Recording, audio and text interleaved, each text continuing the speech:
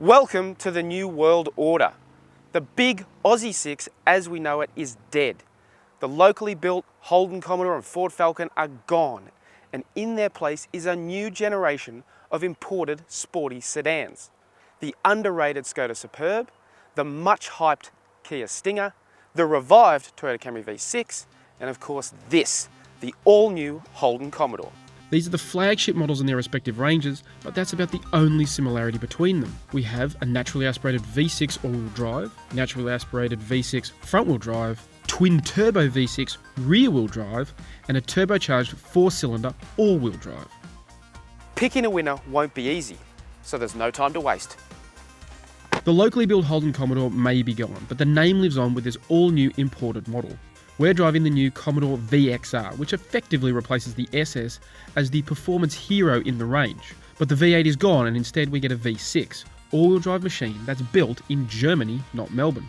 The VXR is priced from $55,990 and comes well equipped with loads of goodies, including 20-inch alloy wheels, a sports body kit, adaptive suspension, Brembo front brakes, a sunroof, navigation, a colour heads-up display, there's wireless smartphone charging, and a Bose premium sound system.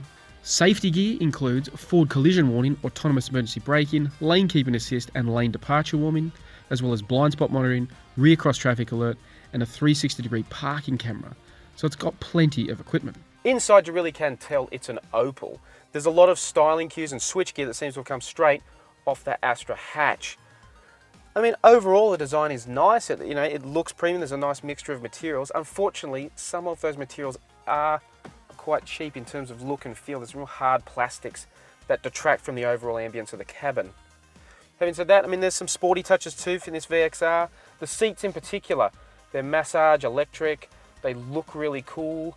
They are a little tight around the middle, and they can be a little uncomfortable after a long journey, but overall the cabin's just a bit hit and miss for me. The Commodore VXR is powered by a 3.6-litre V6 that produces 235 kilowatts of power and 381 newton meters of torque, and it's paired to a 9-speed automatic transmission. As for how it drives, well, it's a very different proposition from the Commodores of before. Not worse per se, definitely not better, but a very different machine. The steering feel could be better. It's a bit light and just lacks that kind of feel and feedback that VF Commodore especially was so renowned for. And the ride, despite the input that Holden has had down at its Langland Proving Grounds in Victoria, it still actually could be improved. I think the bigger bump stuff is good. It actually settles quite quickly once you hit those big bumps, but over sort of small repeated bumps or an uneven surface, the ride can get a little jittery, which part of that's probably down to the fact it's riding on such big wheels, but doesn't feel quite as tailored to Australian roads as Commodores that were built here. So again, it's just a different experience. But when you really push on and you want that sporty feel, it's actually quite impressive. It's got good response, it turns into corners quite well, it's got good grip from these Michelin tyres. Again, it just goes back to that.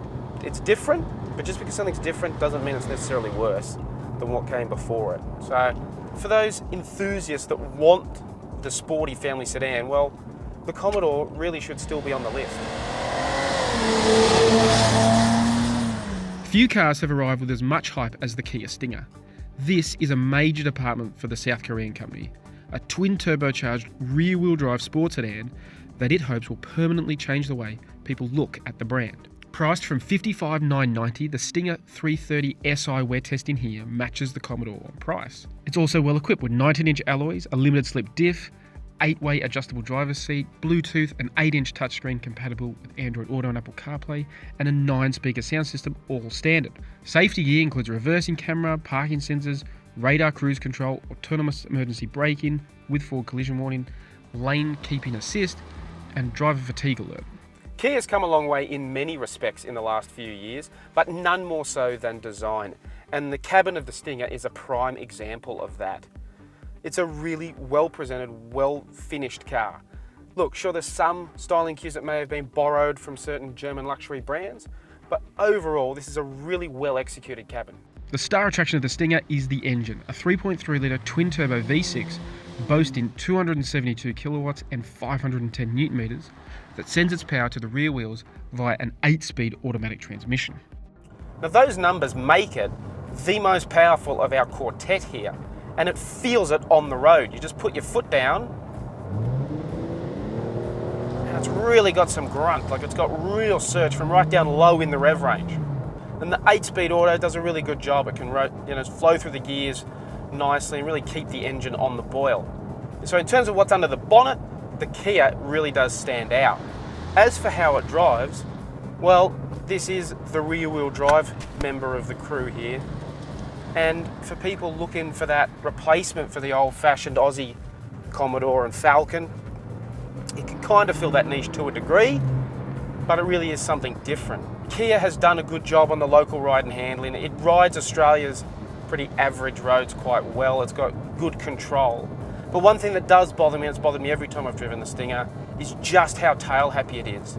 Even today on these roads, if you give it a little bit too much gas, not that much, but give it a little bit too much out of a tight corner or something, and the tail will start to snap out and it can give you quite a lot of angle before the stability control systems really bring everything back under control. So if you're not careful, the Stinger really can bite you.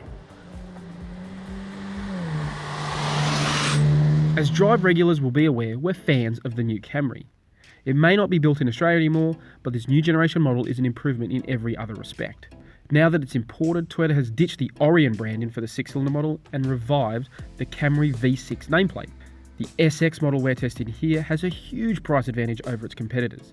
It's more than $18,000 cheaper than the Holden and Kia, and it doesn't miss out on standard gear. There's 19-inch alloys, LED headlights, dual-zone air conditioning, keyless entry and ignition, leather-accented sports seats, an 8-inch infotainment display, navigation, Bluetooth, rear USB ports, and wireless smartphone charging, all included in the $37,290 asking price. It also gets key safety equipment including AEB, lane departure warning, automatic high beams, adaptive cruise, and a reversing camera. As we've said in previous reviews of the Camry, this latest generation model is a big step forward in terms of its cabin presentation. It's no longer the plain, boring Camry of old. It's got a more interesting layout with more materials used, a higher quality feeling inside. However, in this particular contest, it just lacks that X factor that I think the other three cars here have. Like the Holden, the Camry gets a naturally aspirated V6. The 3.5 litre unit produces 224 kilowatts and 362 newton meters, and is paired to an 8-speed auto, but unlike the rear and all-wheel drive rivals, the Camry V6 remains strictly a front-wheel drive proposition. While there's no doubt this latest Camry is a huge step forward in terms of its driving dynamic over its predecessors, in this contest does still feel a step behind the best of the best. The engine, it's good, it's got decent grunt, but you do have to give it some revs. It really only comes alive after about 4,000 RPM. Once it does though, it actually has got some good punch. And the 8-speed auto does a good job. Around town it's really smooth, and you have got these paddles behind the steering wheel if you want to be a bit sporty. As for its dynamic capabilities, look, yes, it is the best Camry ever, but in this contest, it does feel at the bottom of the pecking order. It just lacks that sharpness, the precision that the other cars have. It's a bit more softly sprung, so while it rides quite comfortably, it doesn't feel as agile and precise when you get into some twisty corners. So for the enthusiast driver, this is probably the one you'd opt for last, unfortunately. The Škoda Superb may not be a bestseller, but in its 162 TSI wagon guise, it's a 2-time champion of Drive's Best Family Car at our Car of the Year Awards. For this contest, we're using the range-topping Sportline model, which gets a turbocharged engine and all-wheel drive for some serious performance. It's the most expensive of this group, but only slightly dearer than the Holden or Kia at $56,790.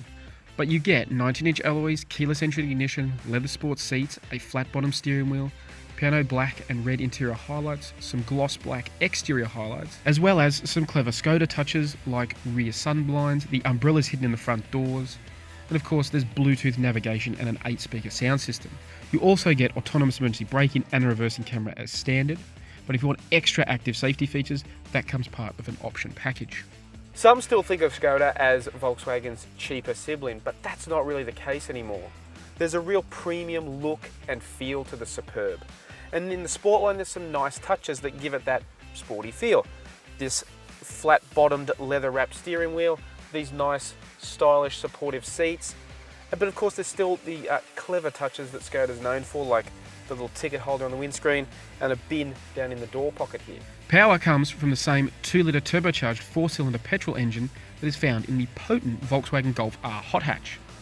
It's good for 206 kilowatts and 350 newton meters, and is mated to a 6-speed dual-clutch automatic transmission and Volkswagen's 4-motion all-wheel drive system. On paper then, the Škoda is the least potent of this group, but on the road, it doesn't feel like it's giving anything away to its 6-cylinder rivals.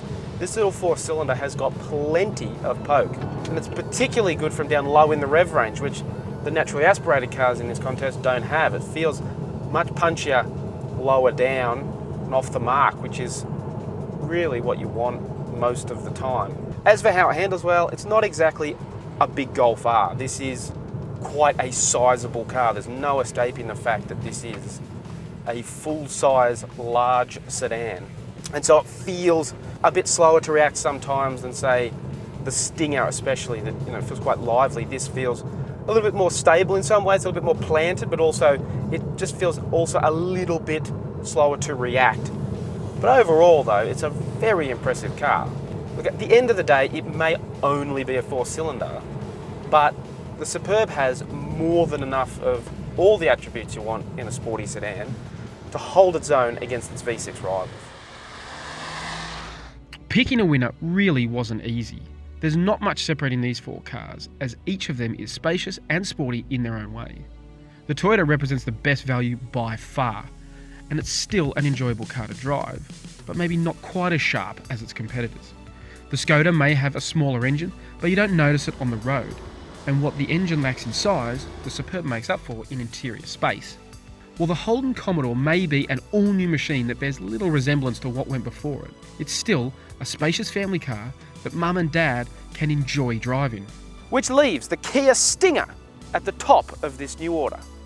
But not by much. In a close contest, it was only small margins that separated these rivals.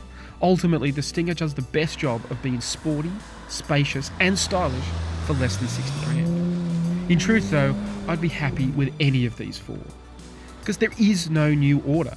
Each of these sporty sedans makes a compelling argument.